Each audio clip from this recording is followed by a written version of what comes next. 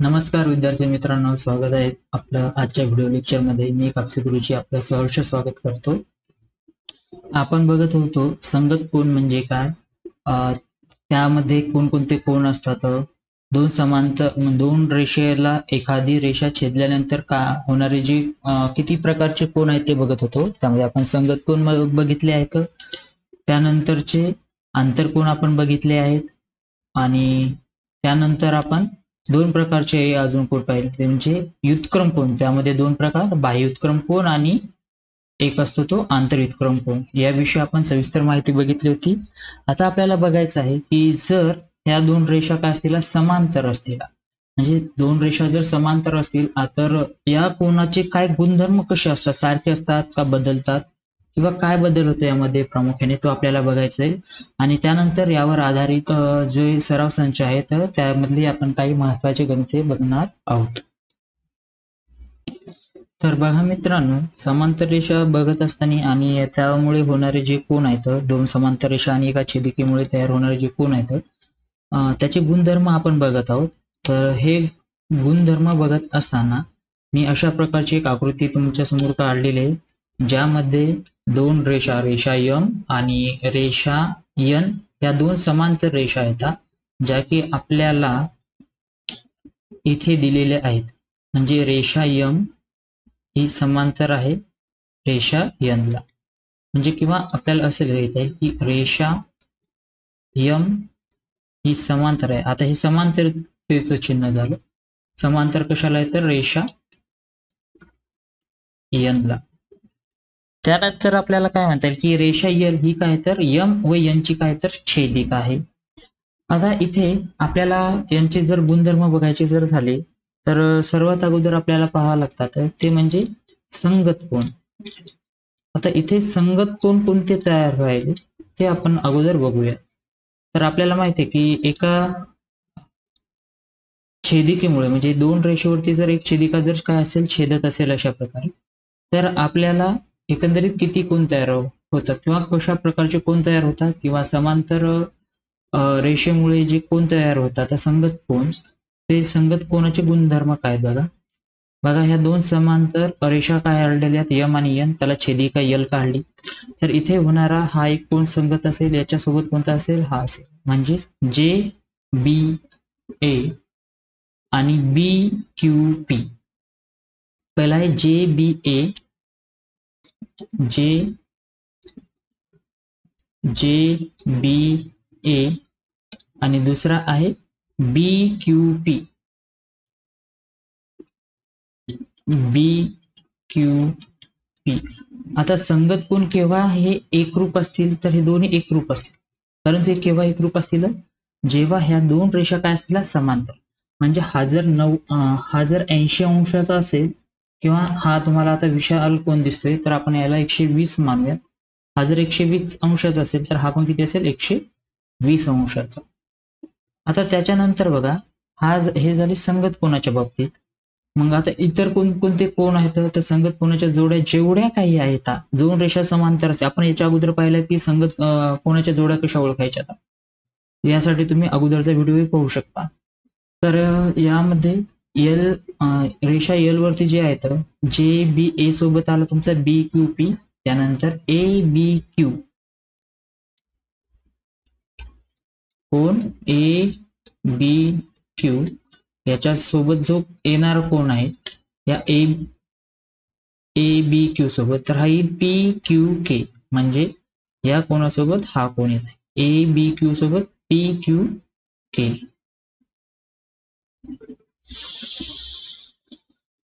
P Q के. त्यानंतरचा तिसरा जो आहे, तर आता 1 2 हे झाले. त्याच्यानंतरचा कोणता येईल, तर या कोनासोबत हा कोन येईल.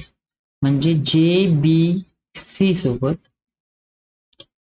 कोन जे बी सी सोबत येणारा जो कोन आहे, हा जे बी सी सोबत येणारा कोणता कोन आहे, तर हा बी क्यू आर, बी क्यू आर. लक्षात, बी क्यू आर. आणि शेवटचा कोणता राहिला, तर हा सी बी क्यू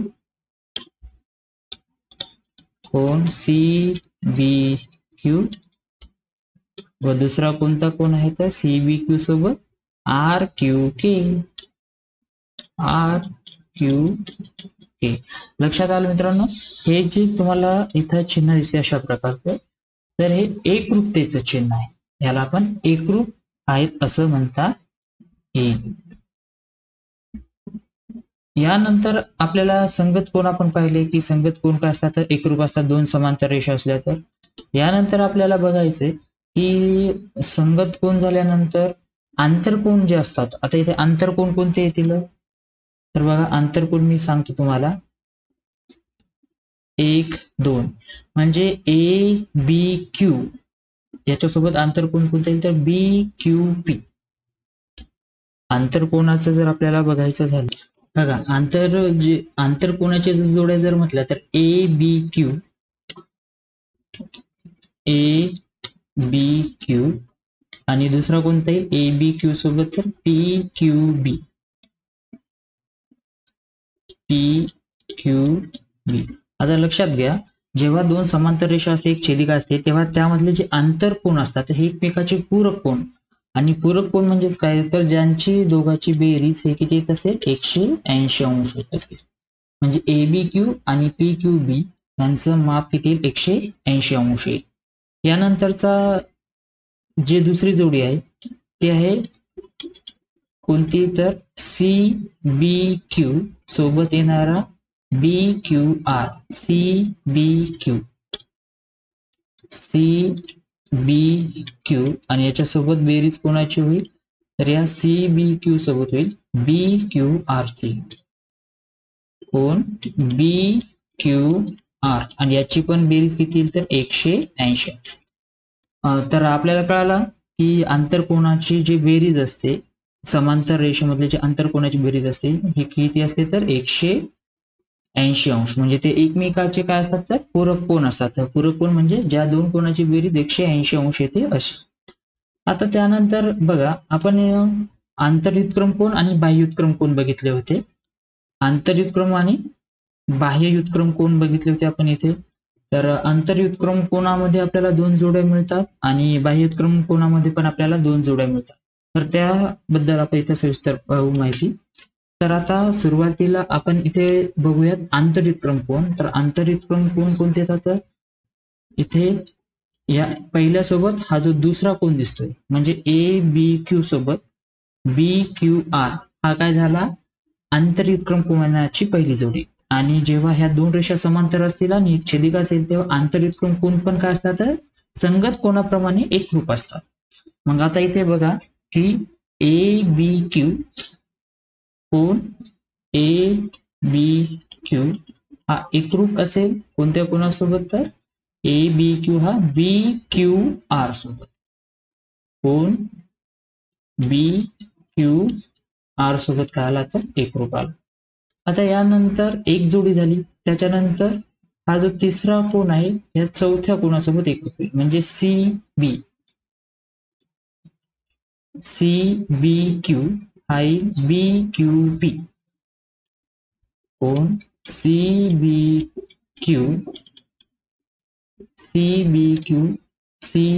क्यू हा कशासोबत येईल बी क्यू पी बघा दोन्ही पण तुम्हाला जोड्या इथे भेटलेल्या आंतरयुत्क्रम कोणाच्या ज्या काय आता एकरूप आहेत. हे जे आहे हे गुणधर्म आहेत जर परंतु याच्यात सर्वात महत्वाची अट अशी आहे की दोन रेषा समांतर असायला पाहिजे. याच्यानंतर शेवटचा जो राहिला घटक आपला बाह्ययुत्क्रम कोणाचे जे गुणधर्म बघायचे ते पण बघून घेऊयात. तर बाह्ययुत्क्रम कोण पण कसे असतात एकरूप म्हणजे हा इथलचा आणि हा काय झाले तर बाह्ययुत्क्रम हा पहिला आणि दुसरा जे तुम्हाला इथे मी दाखवलेला आहे हे काय झाले एकमेकाचे बाह्ययुत्क्रम म्हणजे इथे याला आपल्याला म्हणावं लागेल याचं नाव जे बी ए कोण जे बी ए हा कोण एकरूप असेल कोण कोणता तर आर क्यू के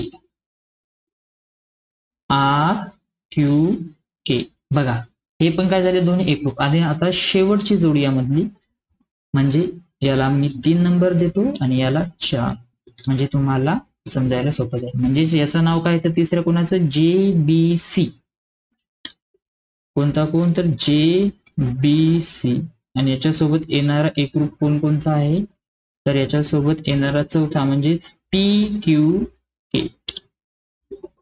PQK वरचा RQK.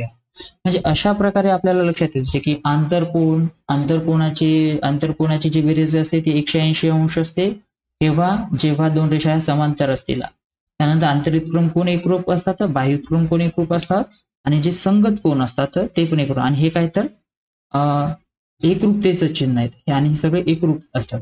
आणि आपण जी आकृती काढली यामधले हे जे काही कोण तयार झाले तर हे याचे दाखवण्याचा जे प्रयोजन आहे हे कशामुळे तर यम आणि यन ह्या दोन्ही रेषा समांतर आहेत म्हणून हे जे तुम्हाला गुणधर्म दिसतात संगत कोण एकरूप आहेत, त्यानंतर आंतरयुत्क्रम कोण एकरूप आहे, बाह्युत्क्रम कोण एकरूप आहे आणि आंतरकोण हे एकमेकाचे पूरक कोण म्हणजे दोघांची बेरीज 180 अंश येत आहे.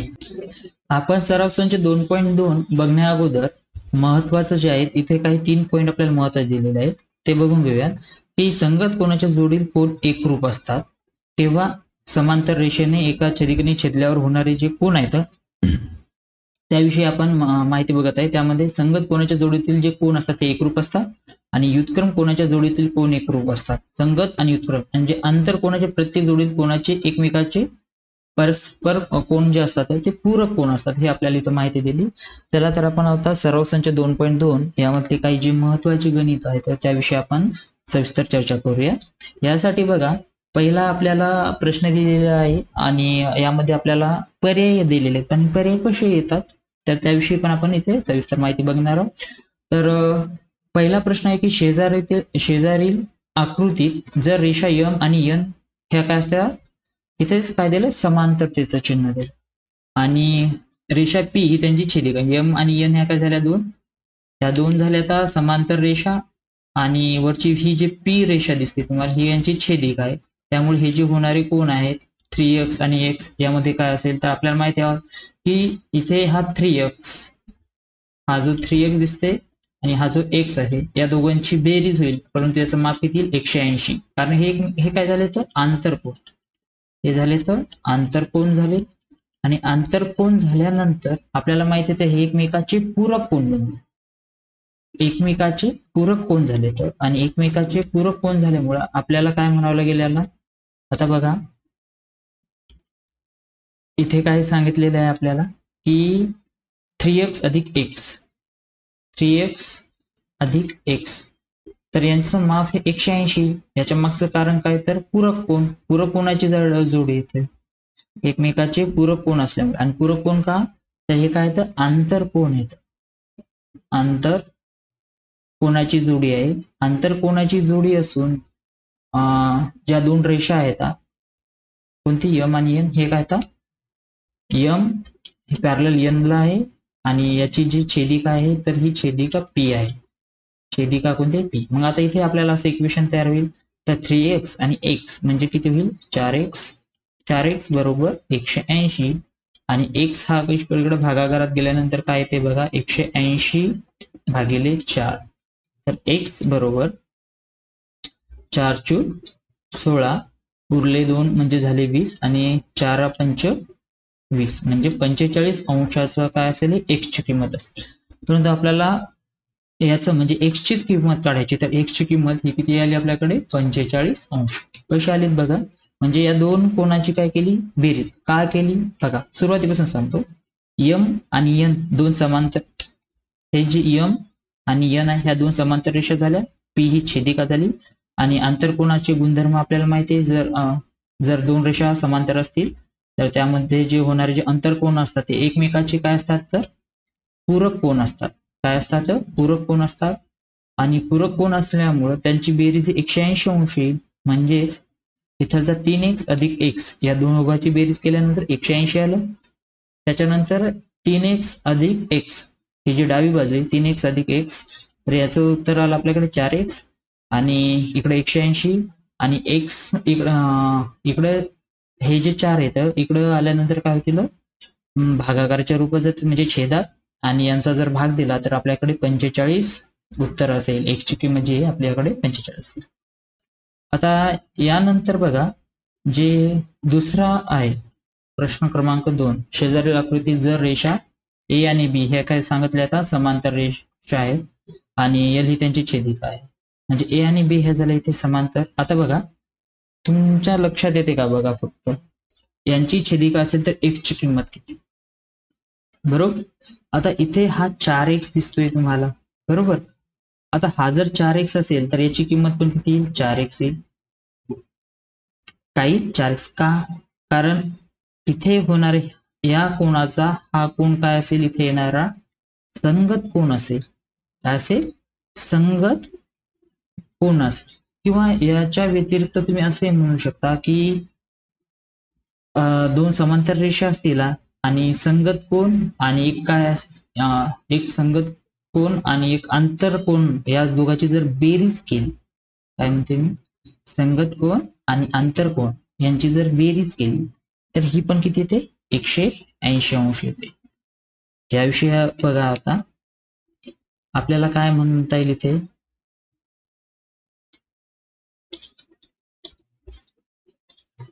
बघा, संगत कोणाची किंमत किती आहे आपल्याकडे, तर संगत कोणाची किंमत आहे आपल्याकडे 2x आणि आंतर कोण हा किती आहे, 4x. संगत कोण आणि आंतर कोण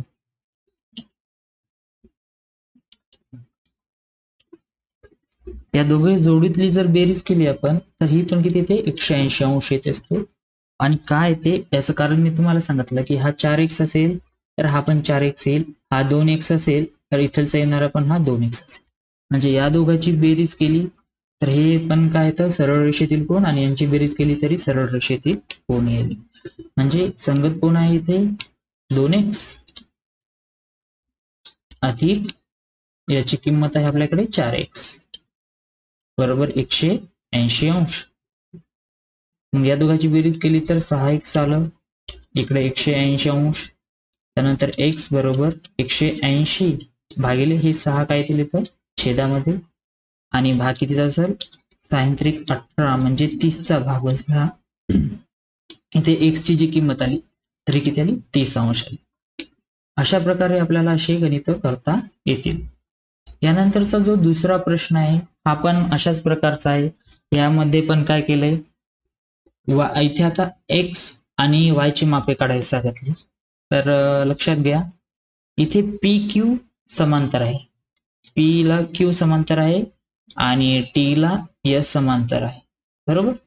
म्हणजे जर याला दोन समांतर रेषा, दोन्ही समांतर रेषा एकमेकीला छेदल्यात, म्हणजे दोन्ही समांतर रेषा ह्या एकमेकीच्या काय आहेत, छेदिका आहेत, दोन्ही जे गट आहेत ते. आता इथे दिलंय 40 अंश, बरोबर. आता हा जर 40 अंशाचा दिलेला असेल तर इथलचा हा जो कोण असेल, इथलचा हा पण किती असेल, 40 अंश, बरोबर. म्हणजे इथं होणारं हे जे येतं हे सरळ रेषेतील कोण येतं, म्हणजेच x अधिक 40 अंश बरोबर 180 अंश. हे कशावरून म्हणता येईल आपल्याला, आकृतीवरून. आकृती आपण बघितली ना, आकृतीवरून बघितलं आपण.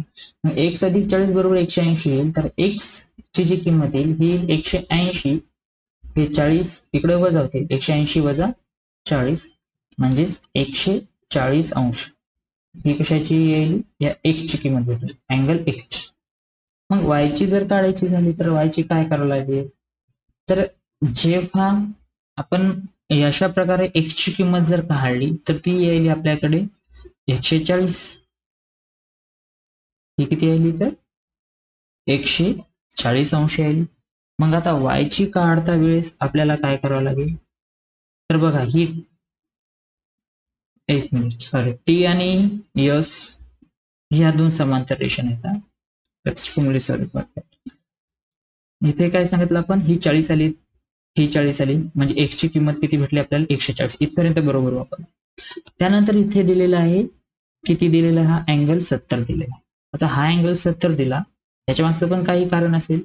हा जर 70चा दिलेला असेल आणि P आणि Q ह्या समांतर रेषा असतील तर हा 70 जर दिला असेल तर इथलचा हा जो अँगल येणार आहे आणि हे दोन्ही कोण संगत कोण झाले, म्हणजे आकृतीवरून हे जर आपल्याला काय म्हणता येईल संगत कोण, आणि हे दोन कोण बनणारे इथं काय झाले तर पुन्हा सरळ रेषेतील कोण, आणि सरळ रेषेतील कोणाची बेरीज आपल्याला माहिती किती असते तर 180 अंश असते, जशी पूरक कोणाची असते तशीच. तर आपल्याला याच्यावरून आकृतीवरूनच असं म्हणावं लागेल की y प्लस 70 अंश बरोबर 180.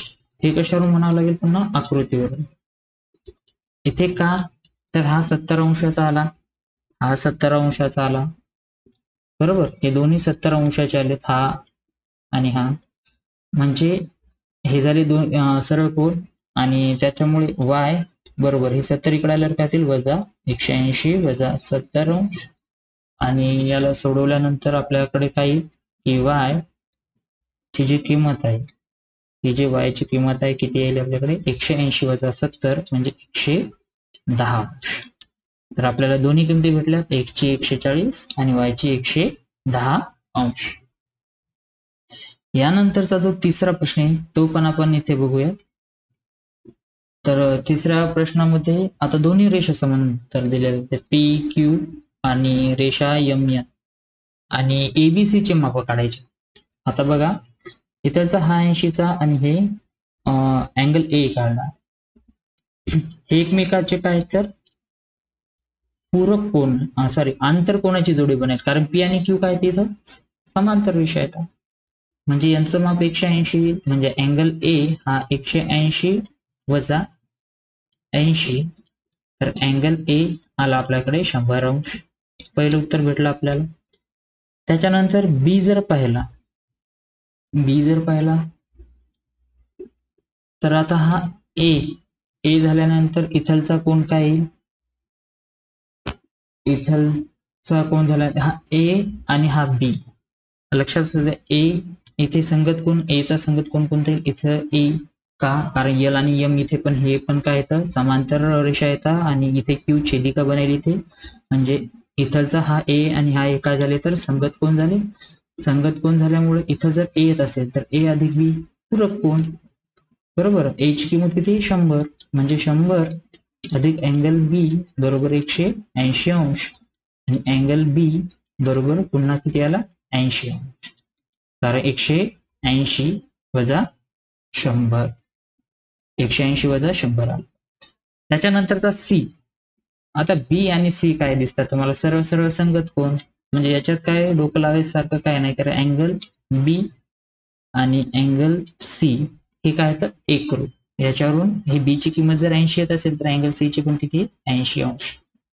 अशा प्रकारे आपण इथे तिसरं पण सॉल्व्ह केलेलं आहे. त्याच्यानंतर चौथं बघा, चौथ्या गणितात काय सांगितलंय आपल्याला. चौथ्या गणितामध्ये इथे सांगितलंय आपल्याला की सोबत ही जी आकृती दिलेली आहे याच्यात ए आणि बी या दोन रेषा काय समांतर दिलेल्या आहेत, यल त्यांची छेदिका आहे, आणि एक्स वाय आणि झेड यांची माप आपल्याला काढायची आहेत. मग आता इथे पहा, इथे 105 अंश दिला, म्हणजे झेड काय झाला तर झेड बरोबर 180 वजा 105, म्हणजे हा आलाय 75 अंश अँगल झेड ची किंमत. का तर हे काय तर सरळ रेषेतील कोण आहेत. आता अँगल झेड ची किंमत एवढी आहे, बरोबर. एक्स ची किंमत किती येईल तर एक्स ची आपल्याला किंमत डायरेक्ट लिहिता येते 105, का कारण 105 अंशाचा हा कोण आणि हा कोण हे काय तर संगत कोण, संगत कोण असल्यामुळे काय झाले तर एकरूप झाले, म्हणून अँगल एक्स हा काय किती झाला 105. हे आपल्याला आकृतीवरून म्हणता येईल, कारण याचं जर कारण लिहायचं की अँगल रेषा ए आणि रेषा बी काय येतात समांतर आहेत, आणि हे काय बनलेले आहेत संगत कोण, आणि एक्स आणि वाय तर सरळ सरळ हे एकरूप आहेत, कारण अँगल एक्स हा एकरूप आहे अँगल वाय, कशावरून हे एकमेकाचे अपोजिट कोण झाले, आणि जेव्हा दोन रेषा एका बिंदूत छेदतात आणि अपोजिट म्हणजे विरुद्ध कोण होतात तेव्हा ते एकरूप असतात, म्हणून हे काय झालं विरुद्ध कोण एकरूप. हे जे विरुद्ध कोण आहेत हे काय झालेले आहेत एकरूप झाले, तर म्हणजे एक्स ची किंमत किती आली आपल्याकडे झेड ची होती, एक्स ची किंमत किती आहे 105 अंश आहे आपल्याकडे, तर अँगल वायची किंमत किती 105. अशा प्रकारे आपल्याला सोडवता येईल. याच्यानंतरचं जे आहे शेवटचा क्वेश्चन आहे याच्यात 5वा. तर 5व्यामध्ये पी क्यू आणि एल हे तिन्ही ज्या रेषा आहेत ह्या एकरूप दाखवली. आता तिन्ही रेषा एकरूप दाखवल्यानंतर हा 40 अंशाचा कोन झाला, हा पण 40 अंशाचाच होईल. कारण हे जे कोन आहेत याच्यात आपल्याला म्हणता येईल की रेषा पी ही समांतर रेषा एल ला आहे आणि इथे जे होणारे कोन आहेत अँगल एक्स बरोबर हा 40 अंश. तर हा कशा आहे, तर हे आहे आंतरयुत्क्रम कोन. आंतरयुत्क्रम कोन बनले तर आणि आंतरयुत्क्रम कोन हे काय असतात, आंतरयुत्क्रम कोनाच्या जोडीतील जे कोन असतात ते एकरूप असतात. आता इथं एक्स ची किंमत किती भेटली आपल्याला, एक मिनिट आपल्याला एक्स हा पूर्ण अँगल दिलेला आहे. सॉरी, हा एक्स काय दिलेला आहे, पूर्ण दिलेला आहे. म्हणजे हे वरचा जो कोन दिसते तुम्हाला एवढा, या रेषेच्या वरचा, कोणत्या, या एल जी रेषा दिली याचा हा वरचा जो कोन आहे हा, तर याचं माप आपल्याकडे किती आले, 40 अंश. याला एक्स नाही म्हणता येणार. आणि हे जर 40 आलं आणि त्याच्यानंतर हा 30 अंशाचा, म्हणजे इथं होणारा पण किती असेल, हा 30 अंशाचा, 40 अधिक 30, 40 अधिक 30 म्हणजे हे झाले आपल्याकडं 70 अंशाचा कोन. म्हणजे अँगल एक्स बरोबर 70 अंश असं आपल्याला म्हणावे लागेल. समजलं तुम्हाला की इथे काय केलंय आपण, हा जो एक्स आहे हा पूर्ण कोन दिलेला आहे, इथे तुम्हाला दाखवलं बघा, बरोबर. आता हा जर पूर्ण 70 अंशाचा इथे कोन तुम्हाला भेटत आहे, कारण हा 40 अंश आणि हा 30 अंश. का, तर हे जे आहेत एवढे, हे काय तर आंतरयुत्क्रम कोन आहेत आणि आंतरयुत्क्रम कोनाची बेरीज ही किती येते, ही काय येते तर सारखी येते, एकरूप असतात. आता बघा मित्रांनो, सर्वात महत्वाचं की तुम्हाला आकृतीत दाखवल्याप्रमाणे या गुण्याचा वापर करून समांतर रेषा कशा काढायच्या ते आपण शिकणार आहोत.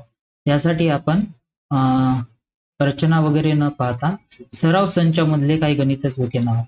तर पहिला आहे की रेषा यल काढा आणि त्या रेषेबाहेरील बिंदू ए घ्या आणि ए मधून जाणारी रेषा यल ला समांतर असणारी रेषा काढायची. इथं अशी अट दिली नाही की 10 सेंटीमीटर घ्या, 3 सेंटीमीटर घ्या. इथे आपल्याला काय दिलेली नाही, कोणत्याही मापाची अट दिलेली नाही.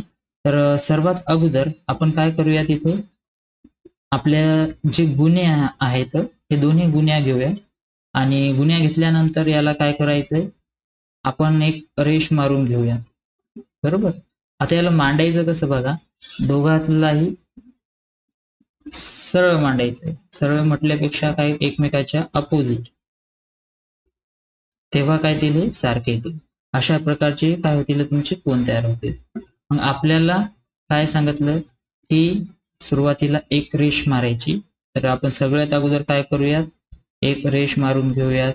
अशा प्रकारचे मी यामध्ये आपल्याला काय करावं लागेल, स्केल घ्यावं लागेल. स्केलच्या सहाय्याने मी काय करतो, इथं रेषा मारून घेतो. अशा प्रकारची एक रेषा मारून घेतली. त्यानंतर एक ठराविक विशिष्ट अंतरावर बघा असं ठेवल्यानंतर आता मी समजा पी बिंदू घ्यायला सांगितलं आपल्याला, बरोबर. ए बिंदू घ्यायचा, हा ए बिंदू, ही झाली रेषा यल. बिंदू कोणता, ए घ्या आणि ए मधून जाणारी यल ला समांतर असणारी रेषा काढायची. म्हणजे आपल्याला इथे काय करावं लागेल, इथे अशा प्रकारे आपला गुन्हा ठेवावा लागेल आणि हा जो दुसरा गुन्हा आहे असा याला चिटकावा लागेल. आणि त्याच्यानंतर काय करायचं आहे, तर आपल्याला अशा प्रकारची रेष मारायची. कशावरून, याच्यातून जाणारी, बरोबर. याला काय काढले मी आणि इथून काय काढली, रेष का, बघा याला समोर घेतलं मी. म्हणजे या बिंदू ए मधून जाणारी काय काढलेली आहे, आपण रेष काढली. म्हणजे इथून इथपर्यंत जे परपेंडिक्युलर अंतर असतं, म्हणजे आपण इथून जे ठेवलं होतं, तर हे अंतर काय असायला हवं, नेहमी सारखं असायला हवं.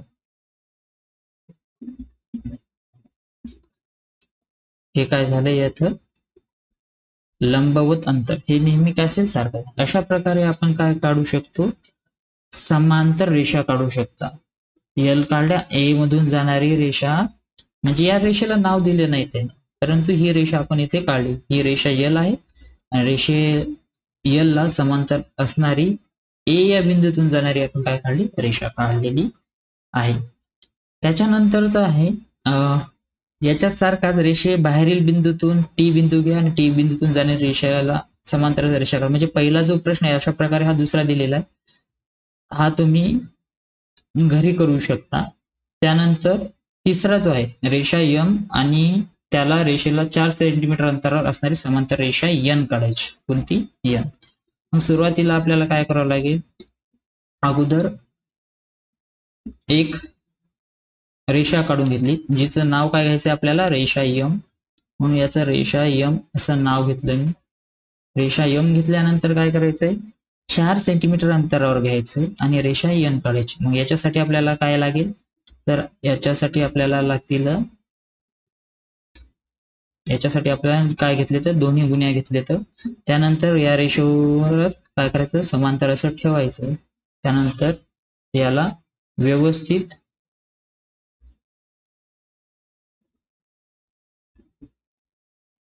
ओके, याला व्यवस्थित याला समांतर ठेवल्यानंतर आता बघा आपल्याला किती सेंटीमीटरची रेष काढायची ते अगोदर माहित करून घ्या. तर आपल्याला काढायची 4 सेंटीमीटरची, बरोबर. तर इथून आपली रीडिंग चालू झाली, इथून झाली. म्हणजे आपल्याला काय करावं लागेल, 4 सेंटीमीटरचं कुठपर्यंत ते अगोदर बघून घेऊया आपण. तर इथून इथपर्यंत झाला हा 1 2 3 आणि 4. ओके, तर मी काय केलं, 4 सेंटीमीटरचा अगोदर इथं बिंदू काढून घेतला किंवा रेषा काढली तरी चालेल.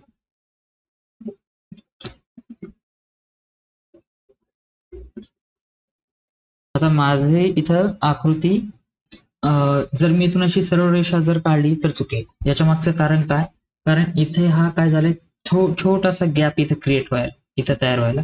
त्याच्यामुळे मी काय करतो, याच्यावर अजून एक स्केल ठेवतो, जेणेकरून माझी जी रेषा आहे, माझं जे अंतर आहे 4 सेंटीमीटरचं ते चुकणार नाही. ओके, बघा मी याला मॅच केलं आणि त्याच्यानंतर काय करतो, याला काढून घेतो आणि एक अशी या प्रकारची रेष मारतो.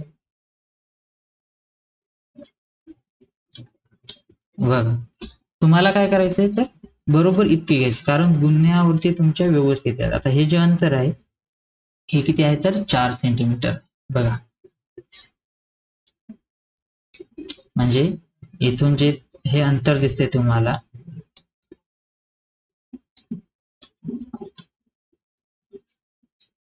हे अंतर, तर हे अंतर किती आहे, तर 4 सेमीचं आहे. अशा प्रकारे तुम्हाला काय काढता येईल, ही रेषा यम ला समांतर असणारी रेषा यन काढता येईल. आलं लक्षात मित्रांनो. तर अशा प्रकारे आपण 2 समांतर रेषा काढू शकतो. कशाचा वापर करून, तर गुन्ह्याचा वापर करून. अशा प्रकारे आजचा आपला हा जो पाठ इथे संपलेला आहे. यानंतरचा जो पुढचा पाठ आहे ज्याचं नाव आहे घातांक व घनमूळ, हे आपण नेक्स्ट व्हिडिओ लेक्चर मध्ये बघणार आहोत. यामध्ये विविध प्रकारचे आपण फॉर्म्युले जे आहेत ते फॉर्म्युले बघणार आहोत. घातांकाचे आणि घनमूळाचे जे सूत्र आहेत ते आपण बघणार आहोत. आजचा व्हिडिओ तुम्हाला कसा वाटला नक्कीच कमेंटमध्ये सांगा आणि याच्याविषयी काही सजेशन असतील तर ते पण कळवा. व्हिडिओ आवडल्यास नक्कीच लाईक करा. यानंतरचं जे घातांक व घनमूळ आहे हे आपण नेक्स्ट व्हिडिओ लेक्चर मध्ये बघणार आहोत. तोपर्यंत नमस्कार.